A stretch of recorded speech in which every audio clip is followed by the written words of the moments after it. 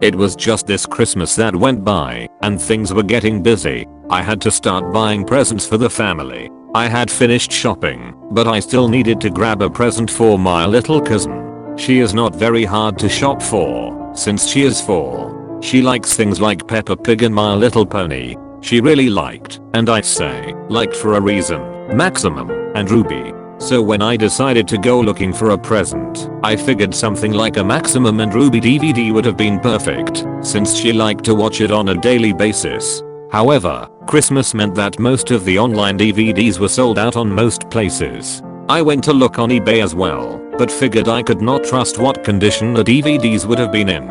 So I was stuck in a rut for a while, until that package arrived. I was at home still scrolling for a stupid DVD, until I heard the sound of something being pushed into my letterbox.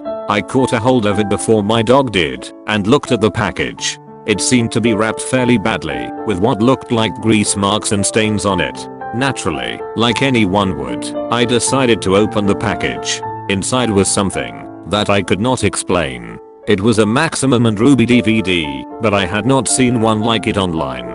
It was like some little kid had drawn on the front cover with a marker. The title was just Maximum and Ruby, with what looked like a poorly drawn illustration of Maximum and Ruby on the front. There were no names or anything, but on the back it had a list of 4 episodes, all with blunt titles. Episode _0001, episode _0002, episode _0003, episode _0004. I gave the DVD a watch over, and to my surprise the episodes were all perfect quality and seemed to have no flaws. It was as if it was a real DVD, just with a homemade cover.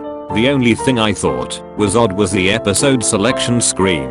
The episodes had names, but they were all called Maximum and Ruby 1, with the numbers being changed as it went down the list. The actual selection screen was just a plain white screen with black text with the episode list, and nothing else. After giving it much thought, I decided to change the cover to something a little nicer by printing out a DVD cover that I had found on Google and tracked down the names of the episodes so they were labeled right. I left the episode list screen alone because I figured it was self-explanatory. Christmas went by and things were fine. I gave my little cousin her DVD and she was happy with it all through Christmas, but that was only because she had not watched it yet. On Boxing Day, the family had gone out for a meal and left me to babysit my cousin. I was not too bothered about being left at home.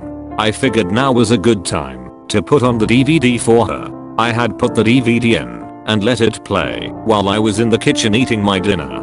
From what I could hear, she had watched episodes 1 to 3 so far. I was just about to finish off my noodles when I heard my cousin screaming from the other room. Dropping everything, I had ran into the living room and saw my cousin curled up on the floor screaming. I had looked up at the TV and I felt my heart in my throat. What I caught a glimpse of was one of the most horrifying things I had ever seen. It was what appeared to be a frame of Maximum and Ruby standing next to each other in complete darkness. But what made it so horrible was their lack of faces. They had lost their noses and mouths, and their eyes were replaced with big black holes. The colors were a disgusting blood red, and there was faint static in the background. The sound was replaced with what sounded like the Maximum and Ruby theme playing backwards, with the faint sound of static in the mix of it all. It had to be the most disturbing thing I had ever seen, and it must have been on screen for at least 20 seconds before the screen went black and the DVD turned off, which alone was weird, because DVDs do not usually turn off by themselves. I was able to calm my cousin down, telling her it was not real, and she had just had a nightmare as she had fallen asleep in front of the DVD. However, I knew in my mind it was completely real. My parents had rung me up and told me they were going to be out all night, so this was going to be the best opportunity to look at this DVD more closely. I did not mention it to them, and as soon as they hung up I grabbed the DVD and stuck it on my laptop. As soon as it loaded, I noticed that episode _0004 had now been replaced with RIP Mommy and Daddy, which sent a deep chill down my back. Since my cousin was now asleep, I plugged in my earbuds so he can sleep without having to hear anything. Normally an episode of Maximum and Ruby would have 3 short stories, but this episode only had 1. It started off quite lighthearted. Maximum and Ruby were playing tag in the garden, and their parents were on the porch watching them play. However, something was off. The sound was playing in reverse, and the parents' faces were that of sadness. It panned to the mother and father, and in a voice of deep sorrow, the father spoke. "It's such a shame," he sighed. It then cut short to the sound of static and a loud scream, followed by the sound of two people choking. The sounds felt so real, it made me almost physically sick. The scene then switched to Maximum and Ruby standing in front of what looked like a gravestone labeled RIP, Mommy and Daddy. The two of them had no faces. At this point, there was also no sound, apart from faint static. This scene remained on screen for about a minute and a half, before it cut away into black. It then changed scene again, now showing Maximum and Ruby sitting in Ruby's room. Both of them were sobbing. The sobs were so realistic and heart-wrenching that it sounded like it was taken from a real person mourning. What happened next was probably the most disgusting, yet saddest thing I have ever witnessed. The scene had changed to Maximum sitting in his room. He was standing on a chair with a noose hanging from the ceiling. He had brought it around his neck. The scene faded to black and the static got louder. Almost instantly, it then cut to Ruby walking in on her brother. She let out a gut-twisting scream. The camera was panned on her face as the sound of the chair being kicked and the same choking from before began to play. The picture of Ruby's face stayed on screen for a good 5 minutes. This time, her eyes had returned as the same gaping holes. Ruby then started crying, and as before, there were no other facial features.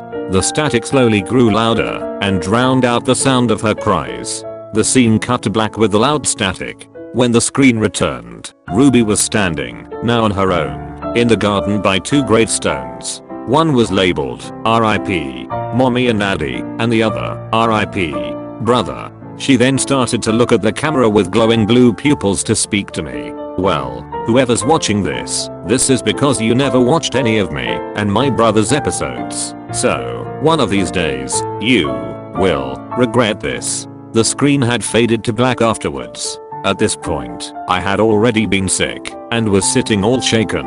The episode seemed to have come to an end at last, as the Maximum and Ruby theme song played slowly in reverse. I was about to eject the DVD when the same image came up, like it did on the TV. This time, however, there was text above the two rabbits that said, "Death is our only release." There were no credits or anything else. It stayed on this for a few seconds before the DVD finally popped out of my laptop. I sat there trying to contemplate what had happened. In my shock and fear, I made the stupid decision to break the DVD up as much as I could before leaving the house. Shoved the pieces down the drain. Thankfully, I kept a few screenshots and saved them to my laptop. The next couple of days went past without anything unusual happening. I had a few nightmares about the DVD, but luckily that was all. My cousin had gone back home along with the rest of the family. It was a late night, and my parents had gone out for dinner, leaving me to watch TV. I heard what sounded like someone posting something through the door. At this point, the DVD had left my mind, since I had not told anyone about it. However, it all came flooding back when I looked down at the letter in front of me. It was just messily folded up and it read, "Death is our only release."